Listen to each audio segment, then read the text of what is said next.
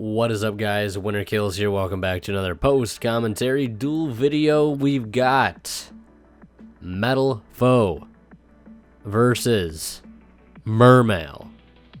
If you see that Crystal Wing in my extra deck, it's because I'm playing the Zolkin build once again. Now that I finally own a Crystal Wing, I don't have to rely on anybody to borrow Crystal Wing. So I figured, why not, just fuck around and play that build. Because if you open Diva Instant Fusion, you get Zolkin, Moulin, Crystal Wing. It's a pretty busted combo. I think if I make a new Mermail deck profile, I'll probably be featuring that engine. And I do want to make a new Mermail deck profile as well as a DD1 before the new structure deck comes out. Or I might just wait on that. I don't know. But obviously, the mat looks familiar. That Dark Souls Firelink Shrine playmat, same player as the last couple of Metalfoes videos. He's also playing Paleozoic later on. In I think the next two duel videos you guys will see, we'll be featuring Paleozoics for the first time. So you have that to look forward to as well. Pot of Desires being resolved, as well as a Rescue Rabbit, a Summoner's Art, Painful Decision. Does it get any better than that? I don't know, you tell me. Pendulum summoning out the Cliffort Engines Monolith and Scout. Metalfoes Fusion going for Alcahest. And then the Metalfoes Fusion will recycle itself, of course, back into the main deck, and he'll get to draw a card off that. He's got a pretty good first turn field, if you ask me. Very, very strong first turn field. I've got a way to play around it. He just basically did not want me to get Neptibus off whatsoever. Basically, if I have something to get rid of his board for, say, a Raigeki or Dark Hole, he negates it with the Infinity, and then on summon steals my Neptibus with the Alcahest. So I've got limited options. Teus, discarding Marksman. I'm going for that set card.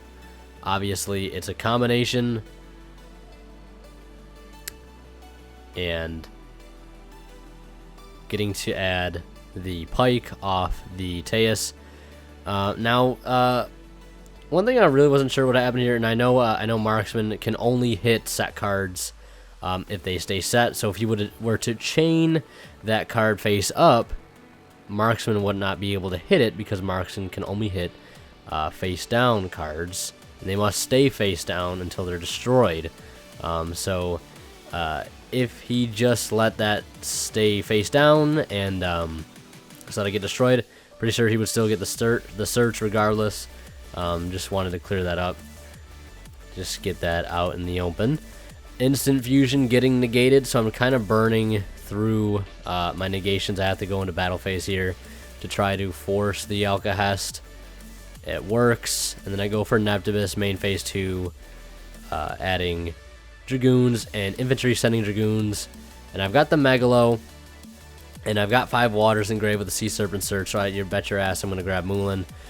And here I was debating, what's going to be the best thing to take, because, Cyber Dragon Infinity, he's just going to steal something next turn.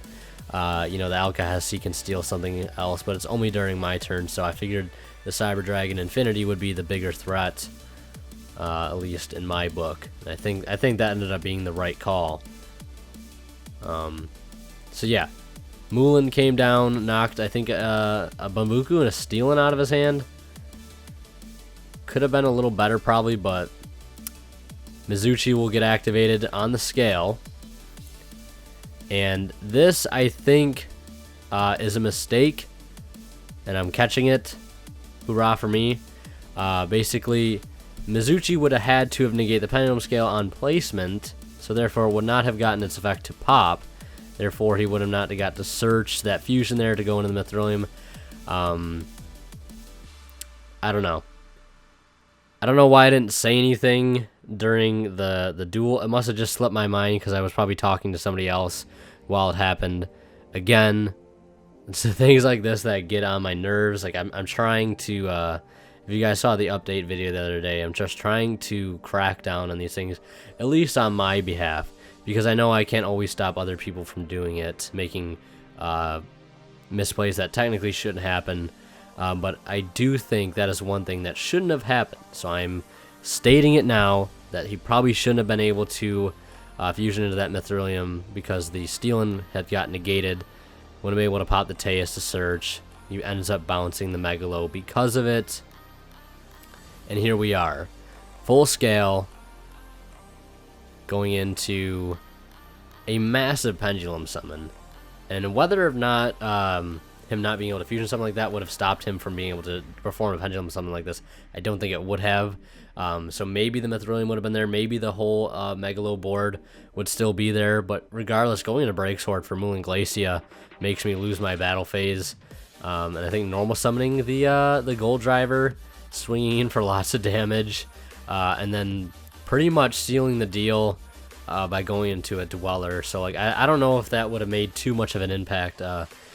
Maybe if you want to think it through step by step and go back and say, well, if this wasn't on the field, technically, could he have still dealt with it? I'm still pretty sure he would have. I top decked the Raigeki with the Megalo in hand. I play it and immediately scoop anyways, so that was my last hurrah there. I end up going first because I'm trying to get this combo. I'm like, I might as well play as going first with this build because it's Zulkin, Crystal Wing, Moulin. I opened Diva and I was so hyped, but I didn't open the Instant Fusion. Instead, I opened up a Pendulum Hole. It's still a pretty good side deck card. We did side. I would still say a pretty solid opening on my behalf. And I wish there was a way that you could just add motherfucking Megalo and Neptibus off of a Neptibus, but you can't because your Sea Serpent would have to be off. Megalo would have to be off Dragoons, and you can't add Neptibus off Neptibus. So it's one thing I'm always trying to think how to play around.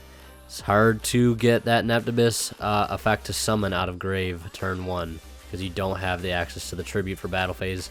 Instead, I go for the Tatsunoko play into Moulin.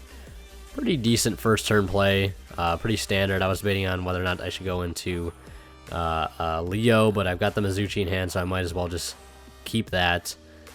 Metalfoes counter in grave. I set Book of Eclipse. No, I keep the Book of Eclipse in hand because I have a Twin Twister, and I figured Twin Twister would be a little bit more helpful. Bismugear gets negated. Luster Pendulum. And then on that, I go for the Twin Twister because I do not want him to get Luster Pendulum. Then going for the Pot of Desires. I said this in the past couple duel videos. This guy opens up Pot of Desires every game. I think that I've had him on camera, which is crazy. And there's not much I could do about him ripping the nuts off of the Pot of Desires. In hand, I think he got Twin Twister and Vanity's Emptiness, if I see that correctly, or an MST, hitting the Pendulum Hole. That one hurt. I will admit that one hurt. Checking the banish pile for targets, proper targets. Sending Gold Driver to add the super rare Gold Driver. We all bought some OTS. Well, they did.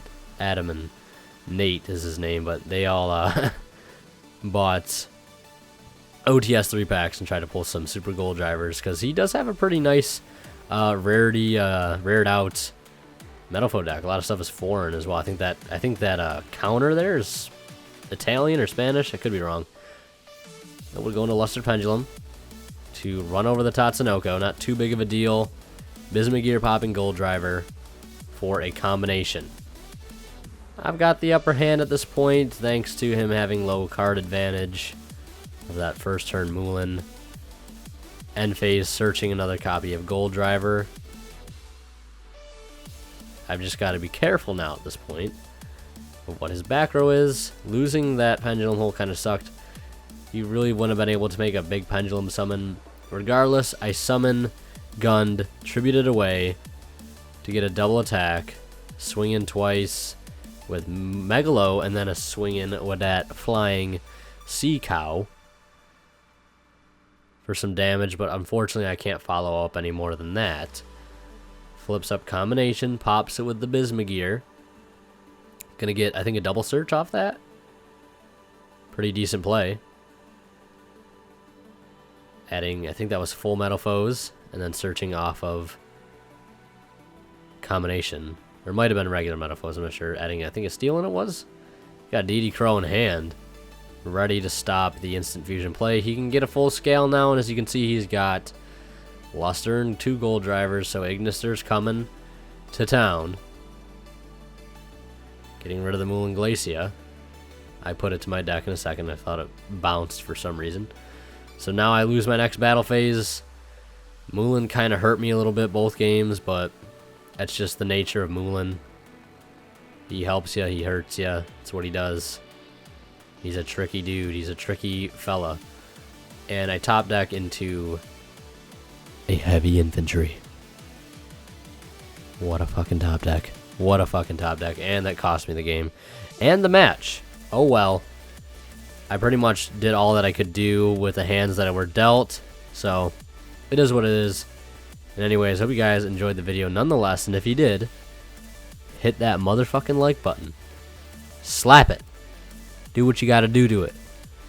I don't care. Only if you enjoyed the video, though. Anyways, guys, thank you so much for watching. As always, Winter Kill signing out. We'll see ya, of course, in the next one.